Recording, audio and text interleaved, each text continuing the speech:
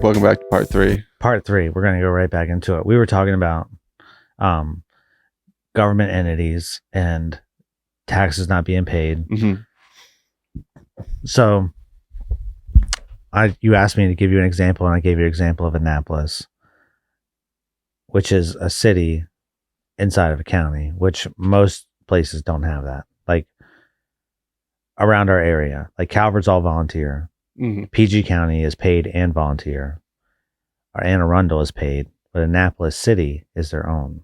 It's like Baltimore City is the same way. Right. They're their own jurisdiction, Mm-hmm. which is good and bad. Like the people of Annapolis, their tax money goes towards that program, Mm-hmm. right? Which is a necessity for what we do, right? Like, Yeah, so are you? So you're saying with all this going on, and, Uh-huh. and people are going to get paid and have jobs, I feel like you're not giving enough respect to how humans are able to like adapt. So I adapt for like for anything. adapt for like what reason though? That's what I'm saying. Like You're saying people are going to have like a jobs because of Corona, but we are learning that people can work from home. We understand school's a whole nother thing, and there's an issue with that. But like we're learning that a majority of occupations that were in offices are able to be like worked at home. Mm-hmm. And I think that's awesome because it's going to save a lot of money, Mm-hmm. and hopefully people will still be paid the same, and they don't have to have all the expenses. That's like a downfall of our job is that Mm-hmm. we have those extra expenses because we have to like head to job sites and do stuff like that. But for everyone else that has like is able to work from home, I think for the most part, unless you have like a kid or a lot of kids, it's not half bad. Right. I mean, I used to work at office. I worked at office for like 5 years. Interaction in the office is awesome. I mean, it's pretty cool, but it's like if you get to work from home and do the same thing, I'd rather work from home and do the same thing. Still interact with people. Yeah, but you're not going to do the same thing. Like you're not going to work all day. No, but you might be more productive. You are to an extent, but you're not at the same time I don't because there's a know. lot more distractions. Like at work, like you True. have like a conversation, but you got to get back to work, right? Like the most conversation you might have other than like a meeting is like a 10 or 15 minute conversation, or you're talking across your desk, but you're still working. Yeah, but that right. that ends up on the person though. If you're not able to understand that you have to be a little bit like paying more attention. But at home, you're not doing that. But as a human who now has to work from home, I think you have to like be aware of that, and that like you have to pay more attention when you are working at home because there's a lot more. It's a lot easier to be like, I'm going to turn the TV on for a minute. I'm going to eat a sandwich. Right. Like I still think you have to be like have a schedule and how you're going to like. Yeah, you do. You're but still working. Most people are not that disciplined. No, to do that. I wouldn't be either. I think it's extremely hard. That's what I'm saying about Yeah. it, right? That's what I meant by the less production, but you're saving $1 million a year on your footprint. And the people that are going to make it big is those office companies that rent out by the month or the hour, or they're, you know what I mean? Like you can get a small office or you can get a conference room, the Regis and stuff like that. They're going to be the ones that I think so. really take off. But you're still missing out on the mom and pop, you know. Those people aren't paying taxes. They're paying rent space. Yeah. They don't own anything. No, they don't own anything. But if you're having all these offices and stuff that are going to be able to work from home, then those people that own the buildings are going to be wanting people to be there to rent. So the rent's going to be cheaper. Like it's all supply and demand. If you have these offices that used to have all these people in yeah, but they're like the rent can only come down so much. Like they're not going to lose money just to have people there, because then that costs more money too. Then you got to heat it. Then you got to pay electricity. No, I mean I agree with you, but I'm sure they were like when you had a building, when you owned a building in a certain area, you could charge, if it was in a nice area, you could charge like 3 times or 4 times, if not more, because of where it is. But because people can work from home now, you need people in your building. So rather than charging like 4x, you might charge like either like what you need or like 1.5 or 2. So you're still making some, but you're not like charging out the ass. But they're also not getting the whole floor either. Well, true. Yeah. So like they're also, I mean, I've been down in like just our city, and it's like both cities, and it's like the areas that make money are boarded up. And like Warner Theater is boarded up. It's been boarded up for a while. Like Is Warner Theater going to make it through this? Are we not going to be able to go see shows there anymore? Is 930 Club a staple in DC? Yeah. Is that going to be shut down forever because they can't make it no more? Yeah. You know what I mean? That's the stuff that bothers me. Like the Anthem. I've never been to a concert there, but I fucking heard it's awesome. Have you been there? I heard the layout's like a lot like 930. It is. Yeah. It's pretty cool. And 930 is one of the best venues I've ever been to. It's good. Yeah. Because in my life, I've always, like a home. If I played there one time, like I feel like I made it as a musician. Like, but that opportunity might not be there anymore. Right. So those are the things that I worry about. I feel like with situations like that, I think the human aspect of it is people want to help those. Like you talk about it because it's an awesome spot. So if they were like hurting real bad and like, hey, we could use like $5, would you like throw them $5? Sure, but they're not going to make it because I mean, if it goes on like that, gets them through that month, or it might get them through 2 months. But eventually, people are not going to be able to donate anymore. Yeah, but how long does it go on for? You're acting like this won't end. Who knows, right? I think it's going to end. I know you do. You think? Yeah. You would think. Yeah, but it was supposed to be 2 weeks. 9 months later, we're still doing the same shit. I'm just saying. It was supposed to be 2 weeks, so we wouldn't just crash our medical system. I'm asking you. Not 2 weeks and we'd have a cure. The whole reason of this conversation, I'm asking you, is it worth it? Like I know people that have lost people. Yes, this is worth it. Yes, this is what we're doing. Right. If we weren't doing what we're doing, this would be a lot faster. It would be a lot worse than what it is. Granted, people say like it's 1% of the population. That's still a lot of human beings. It's not 1%. How much does it? Point something? 0.099. Okay, 0.99. So almost 1. 0.0. Oh, 0.99. Okay, so 0.10%. Okay. That's still a lot of people. And if we weren't doing what we're doing now, I'm not saying it's terrible. I'm not saying that this thing is not worth paying attention to. It's definitely wear your mask, do your due diligence. If there's not a way for you to work, let's find a way as people to make sure that you guys are okay. People that have illnesses or are old age that can't work. Let's find a way to keep giving you that $600, right? But let's get the healthy people back out there. The herd immunity will happen. I know, but it doesn't. Most people are asymptomatic. It doesn't work. This whole thing was supposed to keep the hospitals from filling up. Yeah. And in 9 months, hospitals are going out of business. No, hospitals are not going out of business. I'm telling you, man. They can't do elective surgery. They can't do the stuff that makes them come in. Yeah, they can. Unless it's an absolute emergency. Yeah. Okay. Well, that's another topic that. It's not another topic. No, it is another topic because it's like you have Hopkins, and from what I know about Hopkins, is one of the best hospitals in the world, and the way that they do their operations with people getting paid, I believe, I could be wrong about this, but their surgeons get paid on a salary. No matter how many operations they do or whatever, they get paid the same amount. That might be true because it's a college, it's a university. But I think so. It's like professors and like yeah, but it's also a hospital. It's like a giant. I'm not saying it's not, but most university hospitals are like, look, this is like an internship. We're going to pay you. No. Time out. These are like the top doctors in the world. They are the top doctors, but they're also teaching other people at the same time. You think it's just one person in the room operating? No, it's a whole crew of people. Sure, so everybody is a team together. They work with the same people. Okay, but the head doctors run. Have you never watched Grey's Anatomy? Oh. They bring in other people. Like, you're not on this. And they're like, oh my gosh, I wanted to be on this heart transplant or something that's crazy or house or whatever. They bring in other doctors to help. And it's a learning thing. So yes, they're teachers. All professors get they teach. They're not only doctors, they teach at the same time too. Johns Hopkins is a university. University of Maryland healthcare system is a hospital. I don't think you understand that Johns Hopkins University and Johns Hopkins Hospital are two different things. They're the same thing. They're not. They are. They're not. One's a university. One is a hospital. Right.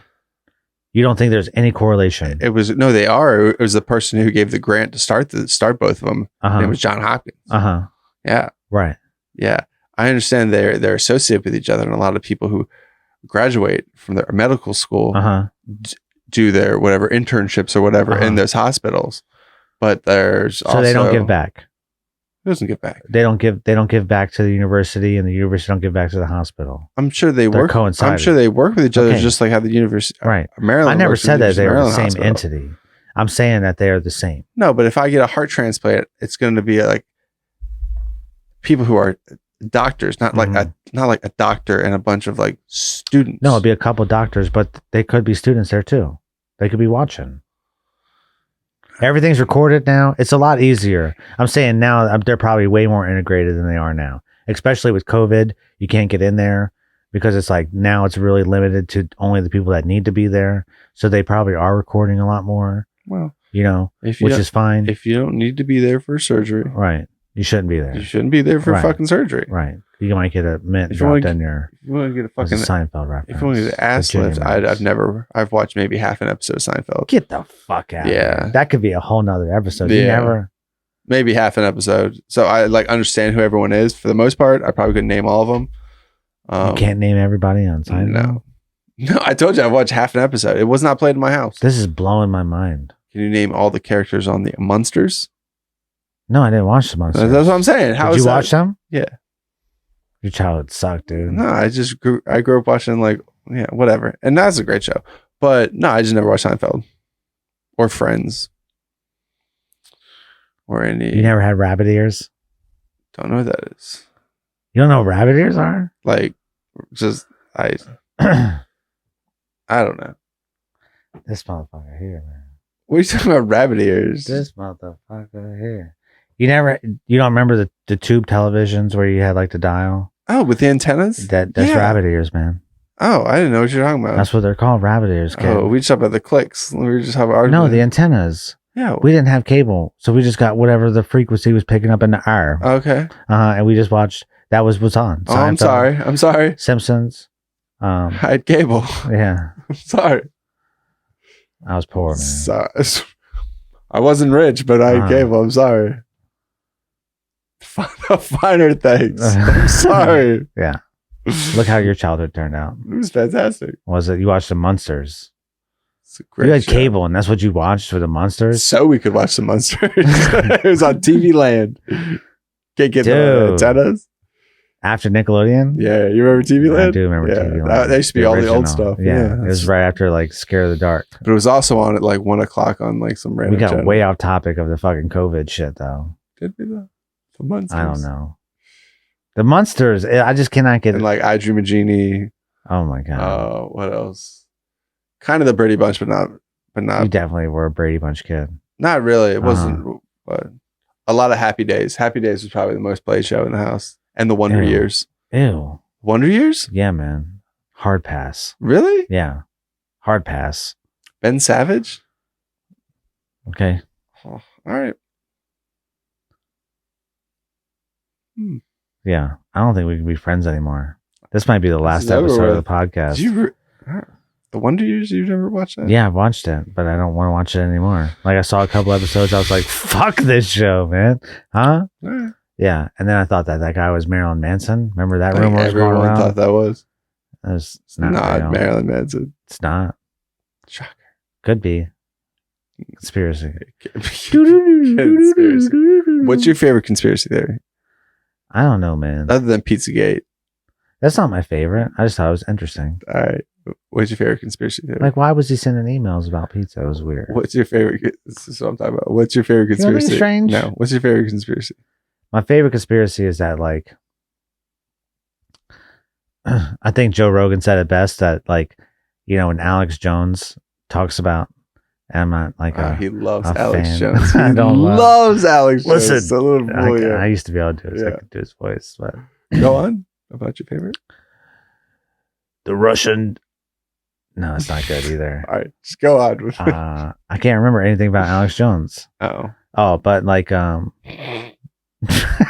this episode just fell apart like just ripped assholes. I think it's great. Yeah, you would. Yeah, I love it. Yeah, conspiracies. I think that the thing about conspiracies is that if none of them were true, then nobody would believe any of them. But some of them are true, so you have to believe like which ones are true and which ones aren't. Right? Like obviously, some of them are like complete bullshit. All right. So, do you think the Holocaust is real? Yeah, absolutely. Okay. I've been to Dachau, and oh really? Yeah, it was the saddest place I've ever been. It's very sad. It was so, and the Holocaust Museum. If you've never been there, you really have to make a trip. And it'll rip your heart out. Daniel's story, like I didn't read, you know, but like that was one book that I read, and I read it multiple times. I could not believe that somebody lived that life. And that was the, you know, you're going to laugh at this, but when you read something, like if you're reading like a fantasy book, does your mind paint the picture for you? I don't read fantasy books. I'm just saying, like if you're reading something, do you see it in your head as you read it? Sure. That doesn't happen for me. When I read something, I just read the words, and then I'll stop. If it's like real compelling, I'll stop and I'll think about it, and then I paint a picture for myself. But it's not spontaneous. It doesn't happen. They don't happen together. No. But Daniel's story was different. Like I felt like as I was reading his words from that journal, you know, because it's like part of like, it's his story, but it was really sad. So they had that like a display at the Holocaust Museum for that. I was like, oh my gosh, you know what I mean? Like then you see like that huge pile of shoes at the end, and it's real. You know what I mean? Like that's the flipping of the desk thing. Like, all right, you know, to ever say it's not is like, that's not one. Yeah. Yeah. Well, I like the UFO shit. I like that. I had to hit you with the heaviest one, right? Because I hate people, and that's just uncalled for. And right. But I had to hit you with the heaviest one. Super disrespectful. But September 11th. Yeah, all in. You're all 100%. No. Not I'm just kidding. No, I'm just kidding. Like I watched those planes fly into the World Trade Center. I was old enough to be home watching that. And then like the classic Dave Chappelle bit. We got Ja Rule on the line. Where's it was like Ja? TRL. Yeah. And like I had to know what Ja felt like. But like I remember watching that. Like it didn't matter what channel you were watching, everything was about that news story. And that was worth it. And then how everybody came together and like seeing all the flags, like that was like, all right, this is 100% patriotism. That's what I'm hoping for after Corona, but with the world rather than the United States. Because that was huge for me after September 11th.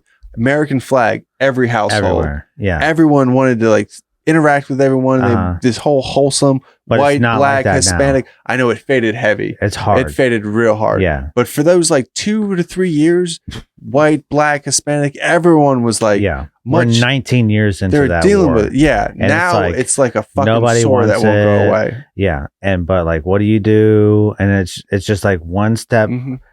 And that's what scares me about this whole thing. Is just even this coronavirus, it's just one step closer into like being like even conformed, like more entrenched in it. Everybody does the same things, and you're used to it, and you never question anything. You wake up, you go to work, you think that's what happened, and it's just an endless cycle. Yeah, man. Like there's no individuality anymore. There's nobody that like stands up or like fights for what they believe in. Everybody's just like reiterating what they saw on Facebook or who said what, and it's just meme after meme. Are you doing that? And I do. I'm guilty. Everybody's guilty of it. But if nobody pays attention to it, then it just becomes more normal. I try my hardest to not do that. But you can't help it though. You got me back on social media. I got you back on social media for this show. And you promoted it like 3 times. I know because I understand it's hard to follow. It drags you right back into it. We don't even have a Facebook page for this podcast. We just promote it on our personal ones. So like we're like dipping our toes in the water. You know, it's very unprofessional. We're just dipping our toes in. Are we doing this or are we not doing it? You know, but like the conformity of everything, and like there's protests and everybody's divided and nobody really cares about each other. But it's not true. Like people that you meet, like, I'll have a conversation with anybody. I don't care about any of that stuff. I'm going to talk to you. I think you know that about me. I don't give a fuck what color you are or whatever. But when like the George Floyd thing happened, there was obviously a tension, and it wasn't even intentional. Hey, how you doing? Yeah. You know what I mean? And it was like, there's an awkwardness. It was awkward. Now, and then it was like, is he saying hi to me because of the George Floyd thing? But that's just who I am, you know? And like, am I thinking that, am I just being self-conscious about myself? Or are they thinking the same thing too? I don't know, because I got a mask on. Right? I'm going right back to that. Thank you guys so much for listening and subscribing to this show. I didn't moo nobody this episode. No one got mooed. Nobody got mooed, Young. It's a good episode for you. It is.